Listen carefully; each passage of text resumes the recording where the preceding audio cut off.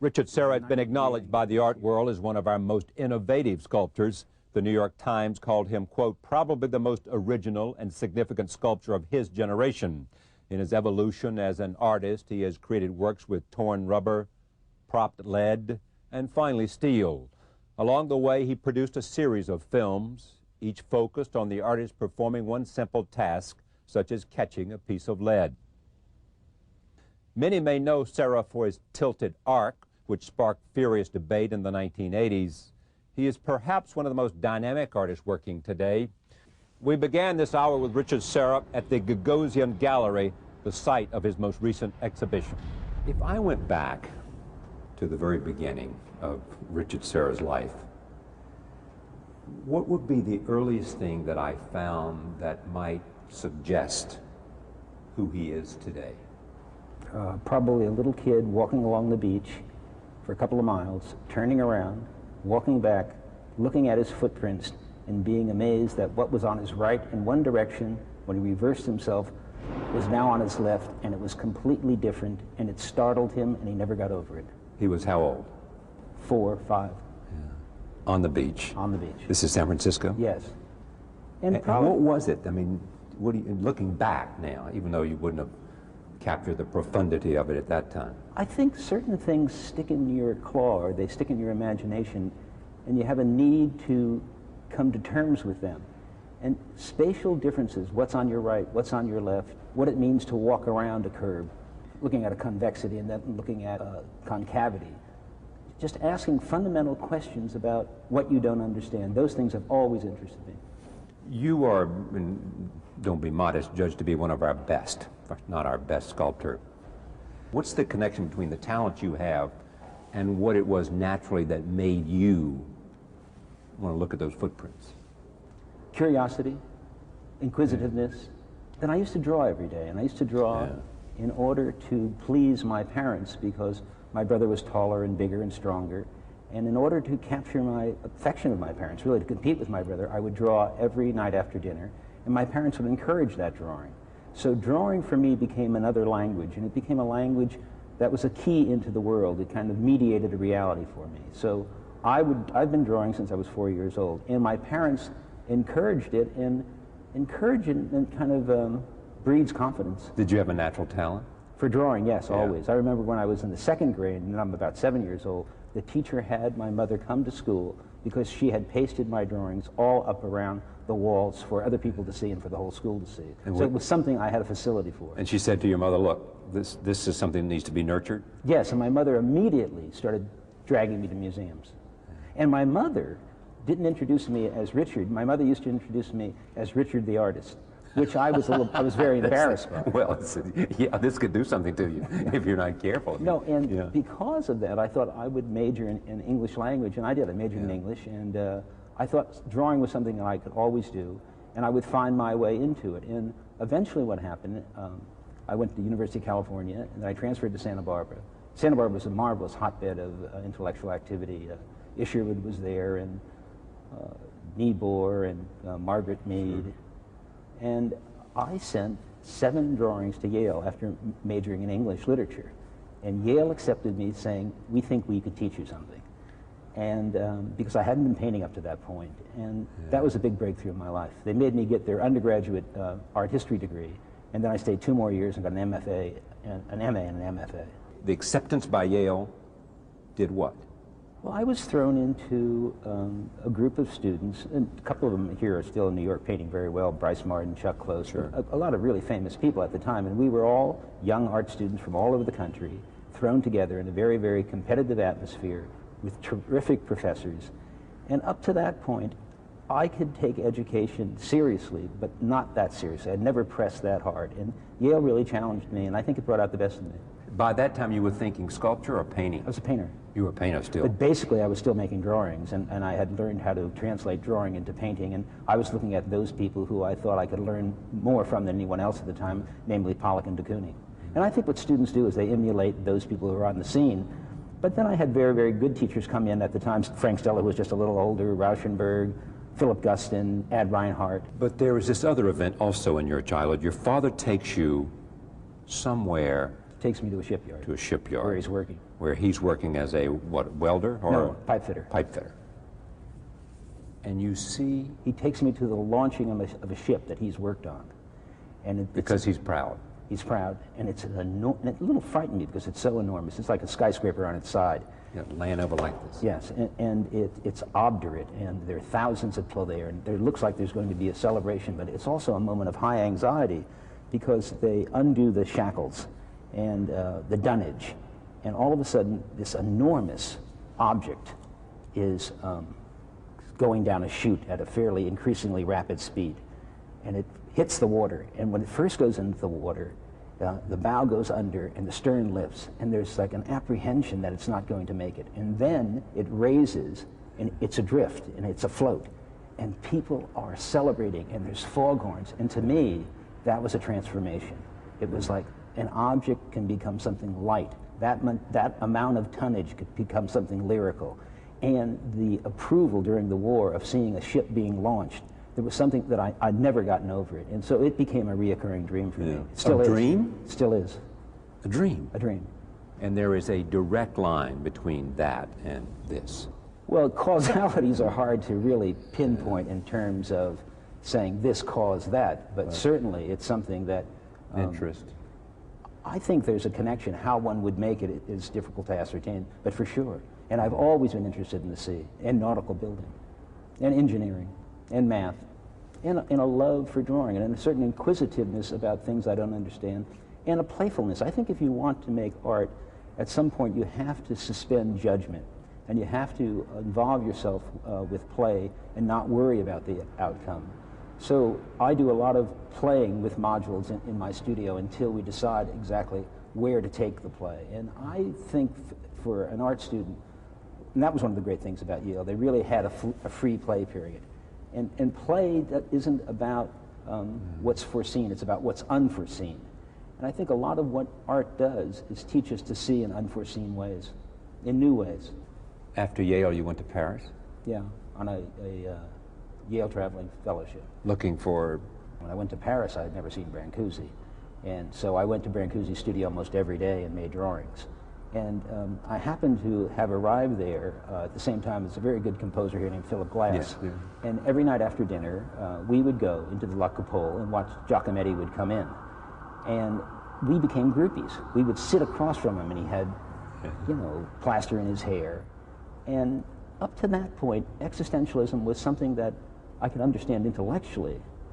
And even though I'd been in front of Rauschenberg and Johns and Guston, and I understood what process art was, the idea of someone giving all to himself and then eradicating it, and giving it all to himself and eradicating every day, the stance that Giacometti had taken at that point in his life, and he was probably very old, was empowering. I think in a strange way, what's happened in this country right now, I think once again we're in an existential moment. I think because of the recent terrorism, it's put people very much in the moment, and very much about resolutions in the moment, and very much about thought in the moment, and not about foreseeing what the outcome's going to be, but really living in the moment. And I think the Parisians, you know, because of the invasion in France, certainly Picasso and Giacometti had understood that, and Sartre saw in Giacometti's work that kind of existential angst and that believability in creating something in the moment. So I would say at that point, Giacometti and Brancusi were very, very empowering for me, and I was an art student who was dealing in painting. Yeah. I hadn't started making any sculpture. So I went to Italy, and rather to make sculpture, I started experimenting in live and dead animals. I really wanted to get away from my origins. I think origins in terms of where you're born are very important, but I think academic origins can be an enormous constraint. So I really started to be very, very playful, started to really stuff animals and deal with live animals. And I had a show in Rome of live and stuffed animals when I was in my late 20s. And they closed it down. They said, ignuble, bruta. And then they opened it up again. And the year later, there was a whole movement that kind of came about in Italy called Arte Povera, where people started using sticks and stones and rags, and a person even had a show of live horses. But it allowed the scene to regenerate. And I think the thing about art history that's interesting is art history is not predictable. It's not linear in that way. Unexpected youth will always change the course because they'll always transgress those people who have come before. And that's why art remains vital. because you can't predict what young people are going to do. But what was essential for you was just the sheer freedom. I mean, you could be playful with animals and you could do... The need for me was to individualize myself, to really find a way of making and doing and seeing in the way that other people hadn't done. But was before. this a judgment against painting for you? It was a judgment against everybody, anybody and everybody who had come before.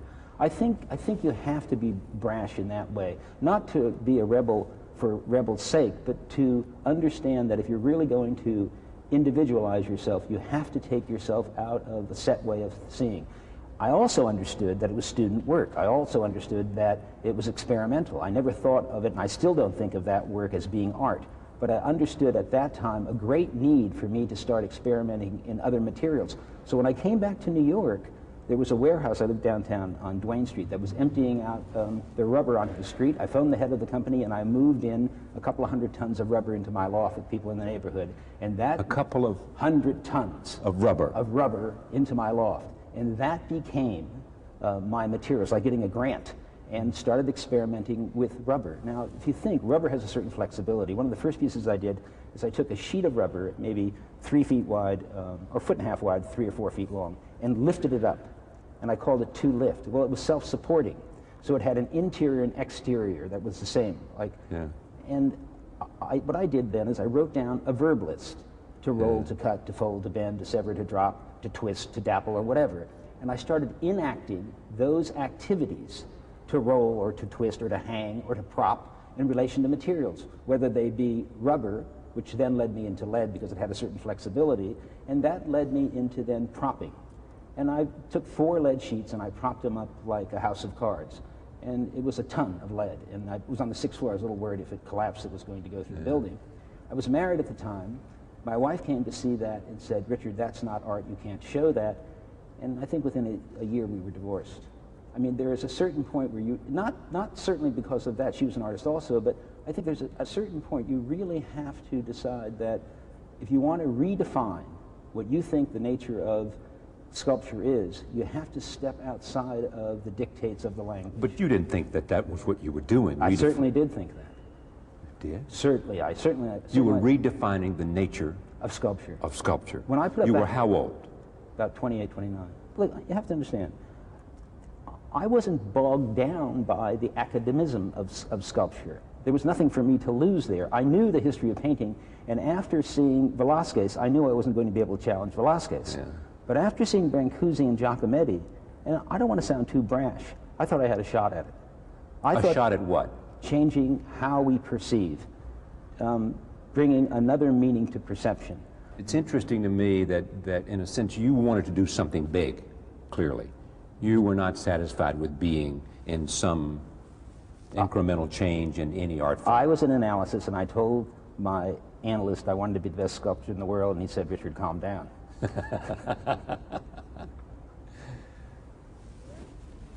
Do you think you are? No, I think that changes year by year. Does it? I think it changes decade by decade. I think you do your work, and if you're lucky, an audience will follow your work, but I think you have to be able to sustain your work for a good 30 or 40-year period. But the 90s was a great decade for you, or not? A great decade in that I think the audience has responded to my work in a way that it hadn't before, but I've been making, I think, very consequential work for 30 years now. Okay. By then you knew you wanted to be a sculptor, and you wanted to be the greatest sculptor. After the House of Cards. Before then, I had things on the floor, and I had things on the wall. And they were still dealing with the pictorialism. If you look down, it's like a figure against the ground. If you look at a painting, it's a figure against the ground. I really wanted to deal with the idea of a volume in space. And then I wanted to be able to open up that volume and walk into it and through it and around it. I can tell you how the break after the House of Cards really occurred. Jasper Johns asked me to build a splash piece, a leaden splash piece in his loft. And I went there and I was heating up some lead, and I took one of the pieces of lead and I put it into the corner because I wanted to use it as a template to splash against. And I realized that the lead plate, which was only about 1 foot high and 4 feet long, when wedged into the corner and bisecting the corner, would freestand. And I thought, isn't that curious? Once that happened, I thought, if I took this plate, an 8 by 24 foot plate, and wedged it into the corner, it would probably freestand. So I had to drop the idea that I was going to handle it myself, and I had to go get riggers, and I had to get cranes. But I had worked in steel mills as a kid. So that idea of taking a big plate, 8 by 24 feet long, and wedging it into the corner and having it free stand was pretty much unheard of, because sculpture, for the most part, was still leaning on painting. People were still cutting out shapes and welding them together.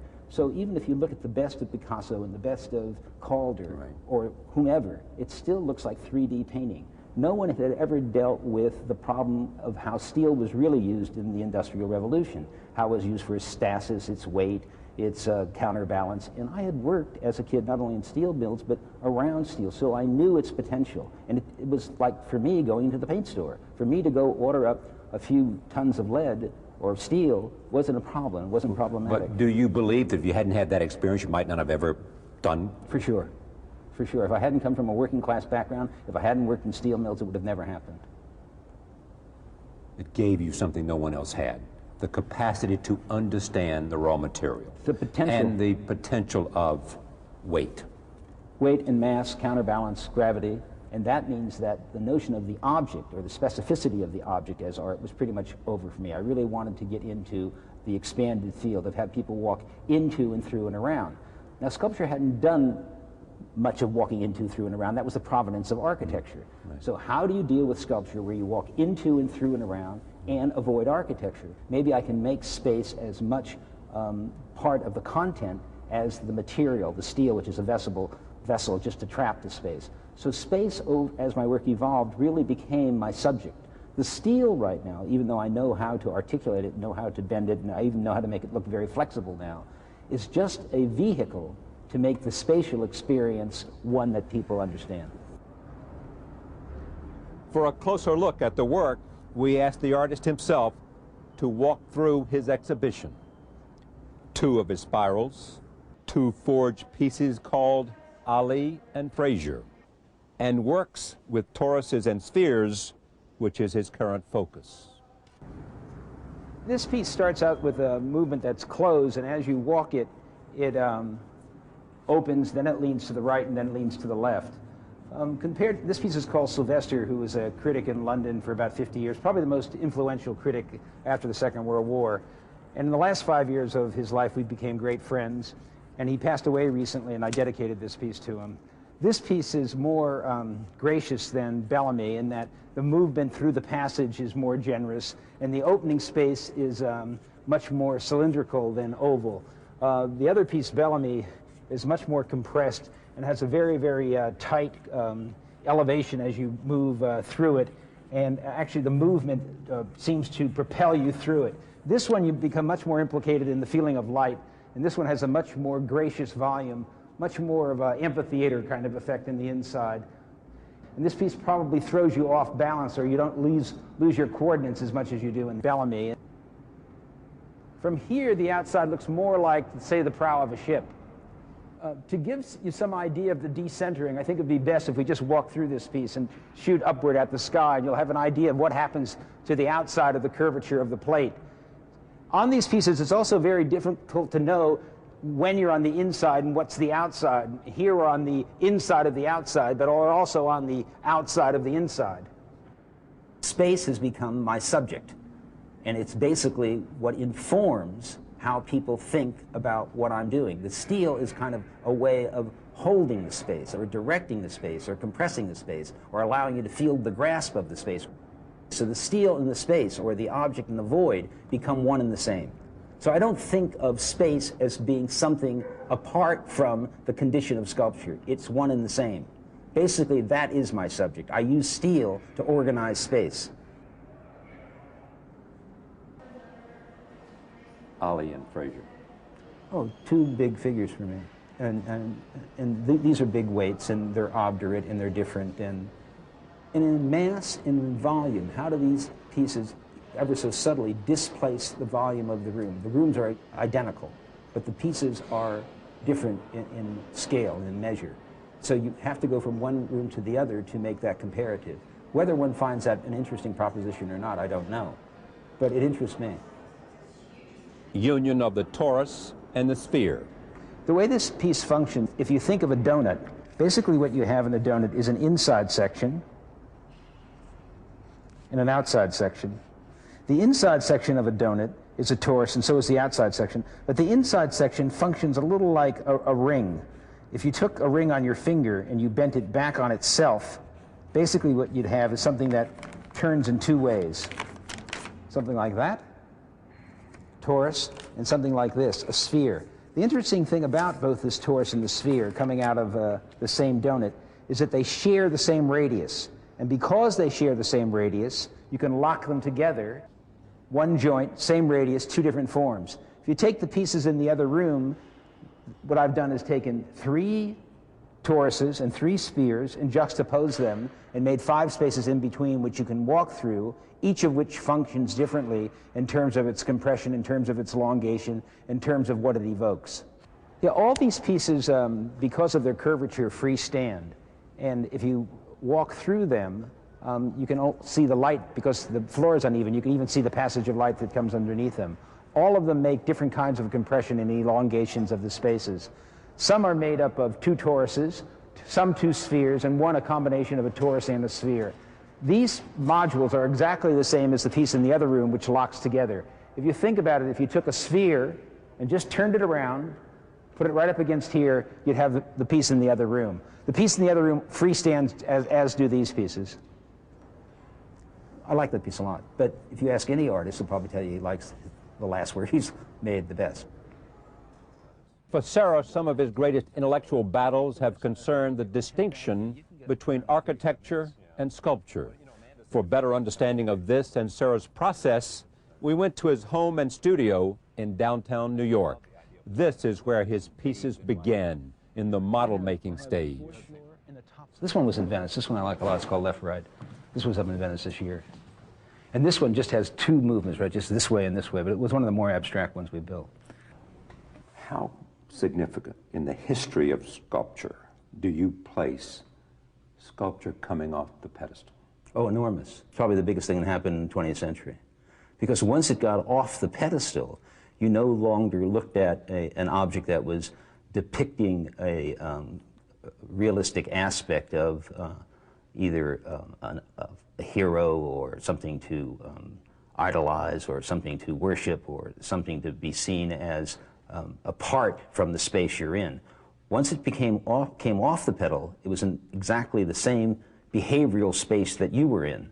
So you had to deal with it in relation to time and space, not as something removed from you to deal as a kind of icon of worship. Basically, once it came off the pedestal, it bracketed Europe, and it bracketed the Renaissance, and it opened up possibilities that had been unforeseen in sculpture. And there were a group of people who were pushing on the edge of those potential. So there was a movement among a group of people, some older, some younger, who were very interested in the notion of process, time, and space in relation to an open field. And all of that resonated with you? Well, I was right in the middle of it. The difference is, if you think of a Cézanne, you look at the painting, and the subject matter of the painting is the apples or the still life. Here, the subject matter became the person walking through. So it reversed how one had looked at art, where the looking became the subject, and the subject became the person, and that person's behavior. That not only takes it off the pedestal, but it puts the responsibility of the content on how willing the person is to engage the dialogue with himself in relation to time and space and what's in front of him. Where's beauty? Beauty is kind of like a notion that's very, very hard for me to understand, in that it seems to be something that people lay over any given historical period, and the criteria always seems to be behind the times. I think, for the most part, artists don't get involved with beauty. They get involved with the language of art. They get involved with trying to extend the language of art. And if beauty happens, it's a residue of their involvement in the particularities of what they're trying to accomplish in terms of communicating something to someone else. The public may have some notion that artists are up to making beautiful things. But if you talk to artists seriously, that's not what they're up to. They are up to, in your words? Extending the language of art in the best way they know how, and to fulfill the assumptions they have about what the aspirations of art can be. But is art about making you think? For sure. Basically, to see is to think, and to think is to see. And it's a different kind of language, but that seems to be the function of art. To change meaning, to change meaning through perception, not to change meaning through beauty. To say beauty seems to be like a very criteria of slippage. It's very difficult to know what one means by that, unless you're being sold toothpaste, and then they can tell you which is the better brand, or cars, and they can tell you which is the better brand. But that all comes through a serial criteria that we've been spoon-fed. You know, artists are certain kind of ghettoized by commercialism. So to break that mold and to deal with other potentials for sculpture takes another kind of aspiration. It's not just about steel, it's about the aspiration for the potential of sculpture. So you have to get out of the commercial constraints. I was very lucky in that I had a dealer named Leo Castelli, who I was able to go into $500,000 in debt, and he would keep supporting me. I thought if I went out, I'm ahead of the game. And he would keep funding my work because he liked what I was up to, and he liked me, and he liked the work. And he never had a chance of selling any of it. Because of him, I was able to advance my work in the potential for my work with no sales forthcoming. That was like an extraordinary gift for me. I mean, he helped me more probably than anyone. Do you think he understood you, or he did it on his own sense of what? He liked my aloofness. Did he? Yeah, that's what he said to me one day. He liked the fact... Aloofness? He liked me. He liked my attitude, he liked my spirit, and he always said he liked my aloofness. And I think he liked my aloofness in relation to him. Because he used to say, Richard, make me a small piece that I could say. I'd say, Leo, shove it. And he'd laugh. Is there any insecurity about you? Oh, sure. I'm as vulnerable as the next guy. That's it, just vulnerable as the next guy. Yeah. When did you know, was there a breakthrough point in terms of gathering speed, in terms of traction, in terms of saying, understanding's like peeling an onion, but something where you made a statement and you knew, not anybody else, you. You never know. I mean, basically what you do is you reflect in the mirror, and your reflection in the mirror is a lot of other people's reflections also. So what gave me a great confidence is people who I really respected, and I was nowhere, respected my work. So very early, Jasper Johns asked me to build a piece for him. Judd, who was a very, very accomplished sculptor, took me under his wing. The older artists in the city responded to my efforts even though they were not commercial, and they liked what I was up to. What's the happiest time for you? Is it planning it? Is it going there and installing it? Is it when you can say, it's done? It's all of it. It's from its inception to its completion, to its extension into the world, to its final placement, to its moving it. It's all of it. It's all of it all the time. You have a body of work that you're responsible for. You try to delegate as much as you can, but I have a very small crew, but you try to do as much as you can. And I have a marvelous wife who helps me. I have very great people working with me. If you ask me what aspect of it is really fulfilling, yes, probably when the works are finally built and I go look at them the first time they come together, probably then. But sometimes before, sometimes in a breakthrough with a model it happens. Probably in the model making stage. Probably. Yeah, because in the model making stage you decide that that's what you're going to go with. So you have to go through, we're trying to build a piece for Toronto here. We've got about maybe 10 or 12 models right now for Toronto Airport. And finally when we get to the one that clicks in that we know we have it, we'll know. And we, you say? Alan Glatter and myself. Right. Take me to one historical moment. You're going out to look at a site for Pulitzer in St. Louis. Where? I've come from Japan. You've been influenced by the Zen Gardens. And because? Because they're about walking and looking in time and space, and they're not about an object. They're about a field. So if you go to Rio Anji and there's 7 rocks, you don't look at the rock as a specific thing. You walk along a viewing portion, one rock is hidden behind the other rock, or you watch the sun go up and down. But in most of those gardens, you walk in curvilinear paths, and things appear and disappear. So it's not about the containment of one object. It's about the notion of time, space, and movement being simultaneous. The notion of an open field, of walking through, into, and around, of things locating themselves in space that were barometers for seeing through and into the space, that became really paramount for me. So when I came back to build a piece for Pulitzer, I had to deal with 3 or 4 acres of land and find a way of dealing with the elevation rises and falls and holding a view, a meaningful view of that landscape as you walked it that would be comprehensible to a viewer, so things weren't just indiscriminately placed. That being my first landscape piece probably remains still one of the most abstract pieces I've ever done, maybe one of my best efforts, and one of the best clients I ever had. They gave me an enormous opportunity to come up against the best of their collection, which was Matisse, Monet, Picasso. I mean, and good company for... Well, for a young kid, I went there once and I saw the 1907 Woman in Yellow by Picasso. I walked outside, sat on the lawn, had an anxiety attack and started sweating. That's absolutely true. Yeah. I had never had an anxiety attack. It wasn't only because of the work, it was because they were asking me to build a work in relationship to those pieces on 5 or 6 acres, 3 or 4 acres of land. So they were offering me an enormous opportunity. Did you ever think about architecture as something that interested you from a professional point? No. There's too many constraints in architecture. I lived with architects at Yale, so I knew what they were up against, and I wasn't particularly interested in plumbing. Plumbing? Yeah. Plumbing? Plumbing. Architects have to deal with a whole host of functions that are non-aesthetic. You see, I think we're in a time right now where the architect kind of rules and the art is kind of a sideshow that comes and goes in the museum. So the architects have become the high priests. The building is more important than the art, some say. That's what happened in the recent decade. And they're all building museums. And they're all building their churches. Yes, and the new church. Yeah, and the art is kind of a sideshow, and the directors are more interested in the property and the turnstile than they are the art. But my belief is art will take care of itself, and artists will find a way into and through and around that situation, and they'll be critical of that situation, or they'll misuse that situation in a way that exposes that situation for what it is.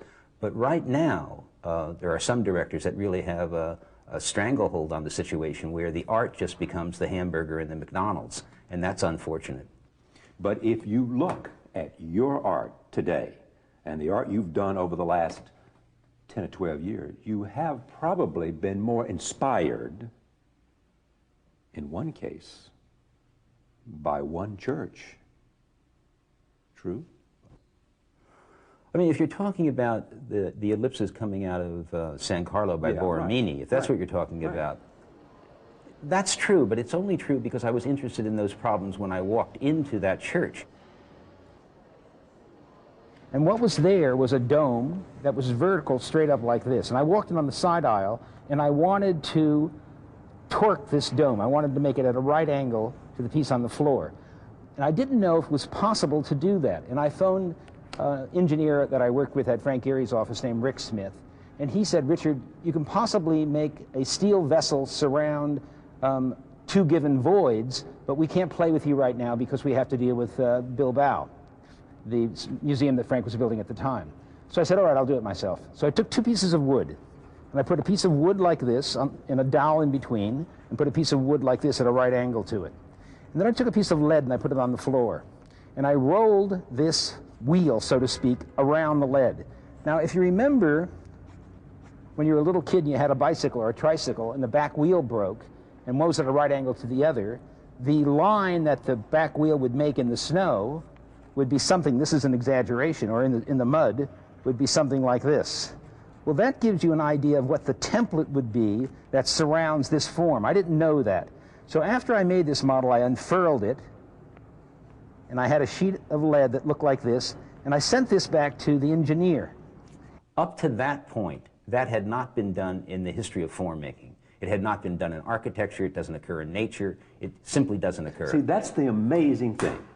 It's a little minor invention, but minor. Yeah, but I find that amazing. I mean, is it just me? When you look at an ellipse, it doesn't occur before in sculpture. It never occurred where the exact same form rose in elevation, torqued on itself, and the radius stayed the change. I was actually in France, and I was talking to an engineer, and he said it can't be done. And I said, go home, make it with paper yourself. Sure, it can be done. In order to finally get it made, we had to send out all over the world. I went to Korea. They could probably make it, but they didn't make steel plate large enough. And finally, we found a place here in Sparrows Point in near Baltimore, a shipyard there. And the first plate that we put in, they assumed that they were two cones in relation to each other that they could process as cones, and they broke the first plate, which was 40 feet long, 2 inches thick in half. And then we had a show coming up at D, and we had to postpone it for a year because we weren't sure we could even get them built. So that was difficult. Building the first three ellipses, that was a very long haul, maybe 3 years. I mean, that seems to be a crucial turning point. It was a breakthrough for me. Breakthrough's a better word. But I didn't know that the response was going to be what it was, because right before that, I was making conical shapes. And I was making, I thought, interesting work. I wasn't making contained spaces that you could walk into. I think Borromini challenged me to do that, if anything. And we had no idea what the response was going to be, none. And what was it? People responded in a way that they hadn't really responded to a lot of my work previously. I came in one Sunday, I came down from Cape Breton, and people were sitting inside the pieces. I thought, that's strange. People were using the pieces in a way they hadn't before. I don't mean using functionally, I mean using in terms of their own time. They were spending time with these pieces. They were walking through them. They were going back to them. They would leave and come back the next day. I saw something that almost broke my heart. A woman got out, wheeled in a wheelchair, had someone stand her up, and walked around one of the pieces, put her down in the wheelchair, and moved her into another one. Wow. Philip Johnson came in and tried to touch the walls as he walked around the pieces and completely got blown out. Little things like that, and I'm not patting myself on the back, gave me a great deal of satisfaction, because people were into dealing with a spatial experience that they hadn't dealt with before, and they were getting something out of it. And the critics liked it. Yeah, yeah. You can't go too much on that. Sometimes they like it for the wrong reasons, sometimes. I mean, I suffer a lot from what critics say, but... You suffer? Oh, yeah, I hate bad criticism. Hate it. Oh, sure. This is just stunning to me. Oh, everyone does. Well, but why do you? Because, I mean, you've just said... Because I understand, to a degree, the consequence of my work and what the work's about. And when people... Don't get it? No. When they ridicule, usually this is how it happens. They don't go after the work, they go after me. And they go after me and my personality, and then they bang the work. And I really find that after having worked 30 years, they should get off it. I mean, at a very young age, I developed a certain kind of signature as a person, and I wish people would give it up. I mean, after a point, it gets very tiresome. What do you think the signature was? Aggressive, obstinate, macho MF. Right. And it's hard to outgrow that. And maybe it's true. I mean, you know, Genet said, look, everything anyone ever said about you is probably true. Not because it's true, but because they said it. But it's difficult that people's avenue to your work becomes first about your personality, not about your work. And for that reason, I really ducked putting my face up front. I really wanted people to deal with the work and not with my personality. My personality is my personality. I'm not a movie star. I'm not interested in my personality being out there. The 80s really turned a lot of artists who misread Warhol into movie stars. That's never been my interest. I really want to be respected, and I've always wanted to be respected for my work, not for my personality. And I think, actually, it's helped to preserve my person and my work because I've been outside of the mainstream of consumption. I mean, if you ask a lot of people who Richard Serra, what his face looks like, they won't know, and that's very well and good for me, with me. Well, not only that, but they would also say he's all the things you said. Yes, you know? yes. Well, but that can be changed. If you're going to do it, Charlie, more power to you.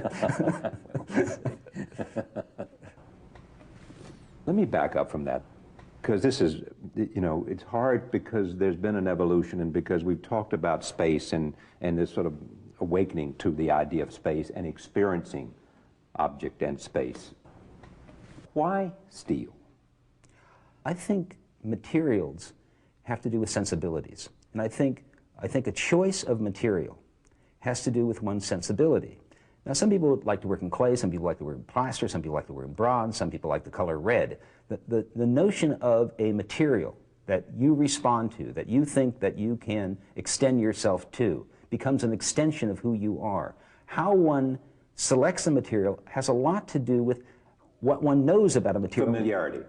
And the potential for it. And I, at a very young age, even though I never thought I would use steel to make sculpture, never even, because it was a traditional material I didn't want to get near, I understood it. And I realized I understood it in a way that it hadn't been used. So I had no reservation about going in and picking up a big 4 or 5 ton plate.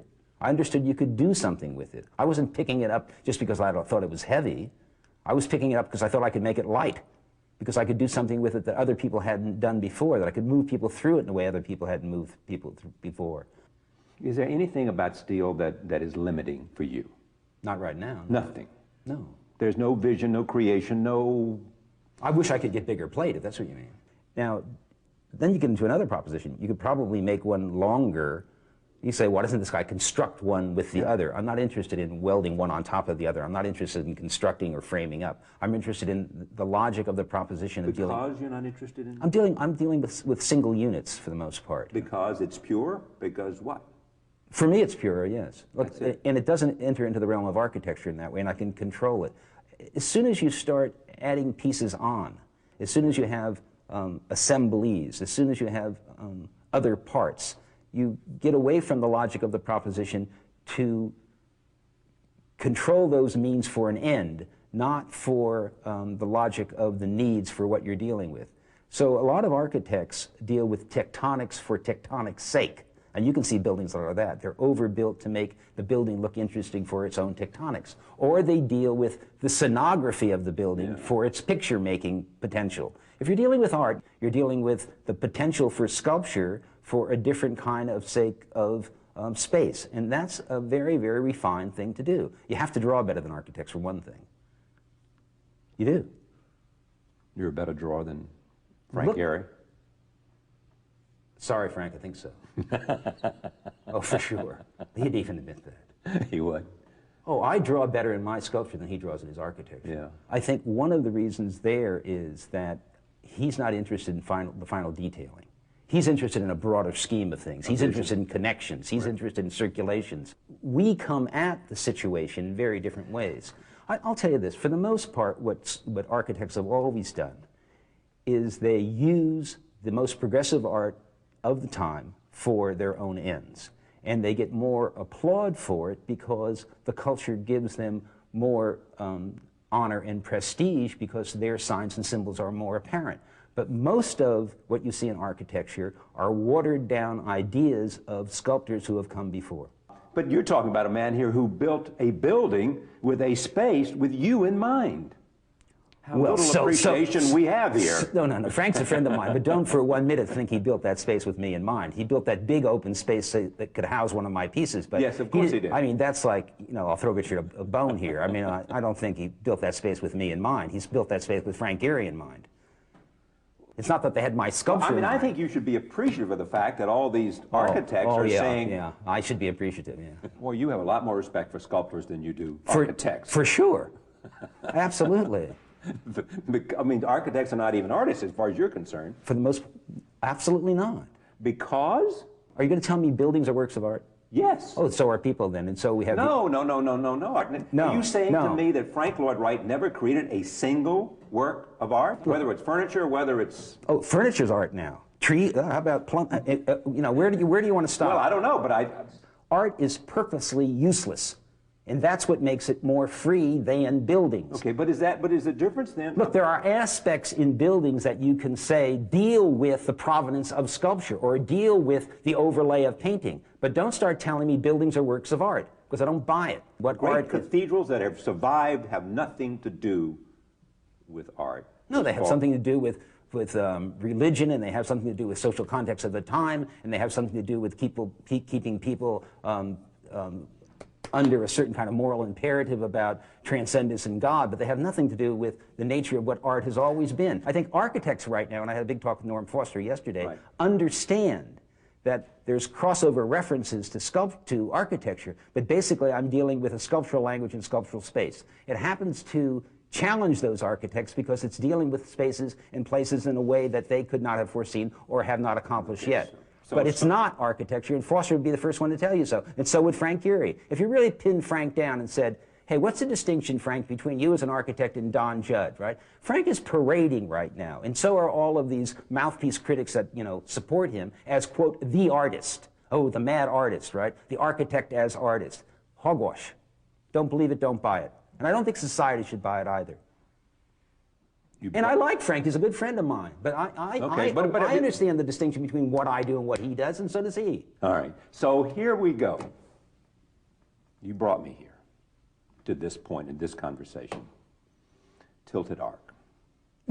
Yes. Yes? Yeah. What did it do to you? It blew a lot of time for me, I'll tell you that. Many people first became aware of Richard Serra in the 1980s. Commissioned by the government, he installed tilted art in Lower Manhattan. The piece and Serra were attacked as aggressive and austere. Serra was forced into the debate to support his art. After fierce arguments, the piece was removed. It was the first time in history the government dismantled a piece of art it had commissioned.